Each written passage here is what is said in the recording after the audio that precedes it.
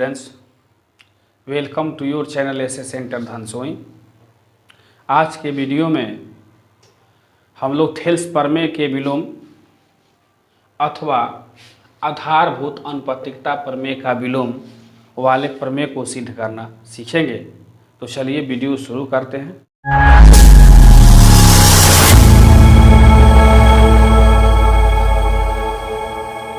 सर्वप्रथम हम लोग क्या काम करते हैं कि एक त्रिभुज ले लेते हैं और इनके शीर्ष को हम ए, बी और सी मान लेते हैं।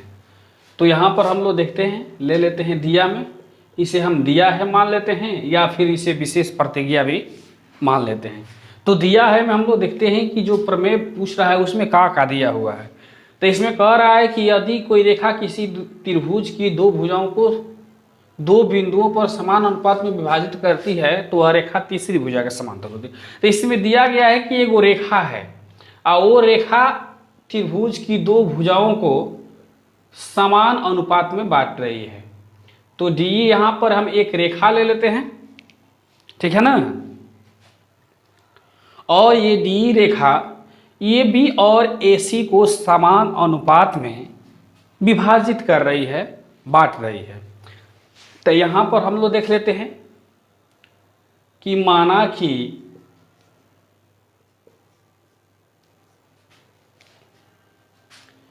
ए बी सी एक त्रिभुज है। ए बी सी एक त्रिभुज है जिसमें डी रेखा डीई त्रिभुज की भुजा ए बी तथा ए सी को इस प्रकार विभाजित करती है कि ए डी बटा में डी बी बराबर ए ई बटा में ई सी। जब हम कोई रेखा खींचते हैं तो त्रिभुज की दोनों भुजाओं को समान अनुपात में बांट देती है और वह समान अनुपात ए डी बटा में डी बी बराबर ए ई बटा में ई सी हो जाता है। तो हम लोग देखते हैं कि हमें सिद्ध करना है। क्या सिद्ध करना है? तो सिद्ध करना है कि जो रेखा त्रिभुज की दो भुजाओं को, तो हम देख रहे हैं कि जो तीसरी रेखा जो रेखा है वो तीसरी भुजा के समांतर होती है, हमें सिद्ध करना है, यानी डी पैरेलल बी सी। चूंकि यह त्रिभुज है और त्रिभुज के क्षेत्रफल को निकालने के लिए हमें ऊंचाई की आवश्यकता होती है और इस त्रिभुज में कहीं पर भी ऊंचाई नहीं है, शीर्षलंब नहीं है, तब शीर्षलंब की रचना कर लेते हैं।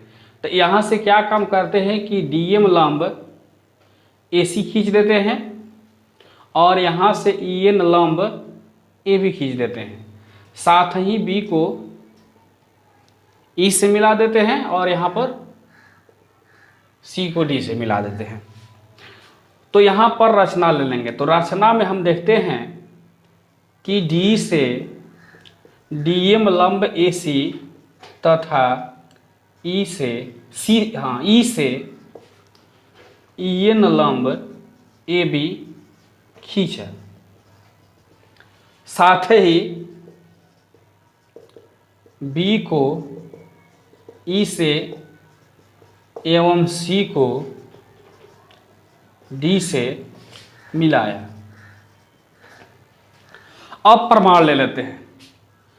थेल्स प्रमेय बनाते समय आप लोगों को हमने बताया था कि जब त्रिभुज के क्षेत्रफल निकालना होता है, क्योंकि त्रिभुज ये देखते हैं कि बड़ा वाले त्रिभुज की दोनों भुजाओं पर शीर्षलंब डाला गया है, तो बारी बारी से दोनों त्रिभुज की दोनों भुजाओं को आधार मानते हुए उस पर बने त्रिभुज के क्षेत्रफल को हम लोग निकालते हैं। तो अब देखते हैं कि ए बी को आधार मानते हुए ए बी आधार पर जितने त्रिभुज बने हुए हैं वो सभी त्रिभुज का हम क्षेत्रफल का अनुपात निकाल लेते हैं। तो अलग से सबसे पहले क्षेत्रफल देखते हैं कि ए डी त्रिभुज ले लेते हैं, ए डी ई। तो त्रिभुज ए डी ई में एरिया त्रिभुज ए डी ई बराबर 1/2 गुणे आधार गुणे ऊंचाई होता है। तो 1/2 गुणे इसका आधार का काम करेगा ए डी और इसका ऊंचाई जो है ई एन है। इसी प्रकार ले लेते हैं कि ए बी पर ही एक और त्रिभुज बन रहा है बी डी ई, ले लेते हैं त्रिभुज बी डी ई में, तो एरिया त्रिभुज हो जाएगा बी डी ई बराबर 1/2 गुणे डी बी गुणे ई एन। ये दोनों त्रिभुज का क्षेत्रफल निकल गया। तो क्या काम करते हैं कि इनका अनुपात ले लेते हैं, तो एरिया त्रिभुज हो जाएगा A D B A D E अब बटा में एरिया त्रिभुज बी डी ई, ये दोनों का अनुपात निकाल देते हैं। तो 1/2 से 1/2 कैंसिल हो जाएगा, ई एन से ई एन कैंसिल हो जाएगा, तो ये हो जाएगा ए डी बटा में डी बी, और इसे हम समीकरण 1।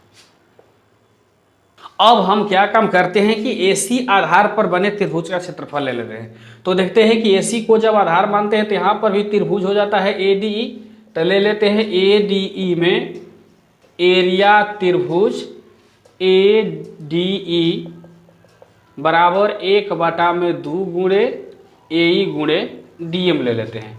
और इसी आधार पर एक और त्रिभुज यहाँ पर बन रहा है CDE, तो ले लेते हैं त्रिभुज CDE में एरिया त्रिभुज CDE, तो एरिया त्रिभुज CDE बराबर हो जाएगा 1/2 गुणे EC गुणे DM।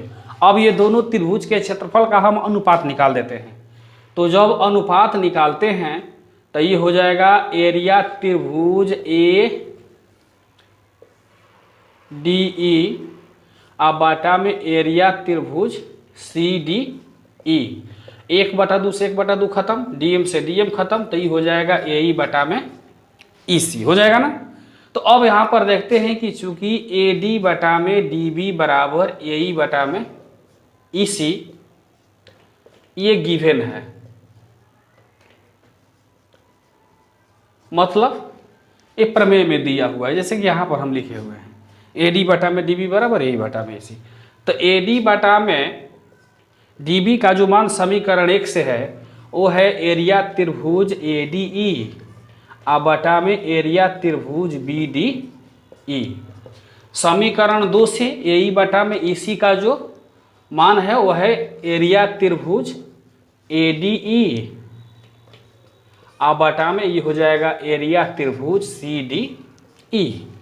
तो देखते हैं कि एरिया त्रिभुज ADE से एरिया त्रिभुज ADE कट जा रहा है, तो देखते हैं कि इसलिए एरिया त्रिभुज BDE और बराबर एरिया त्रिभुज CDE। तो वो हम देखते हैं कि जब दोनों त्रिभुज के क्षेत्रफल आपस में बराबर होते हैं और वे त्रिभुज एक ही आधार पर बने होते हैं, जैसे हम लोग देखते हैं कि यहाँ पर BDE के लिए आधार क्या काम कर रहा है D, और CDE में भी आधार क्या है DE है। तो देखते हैं कि ये दोनों त्रिभुज जो आपस में बराबर हैं वो एक ही आधार पर बने हुए हैं।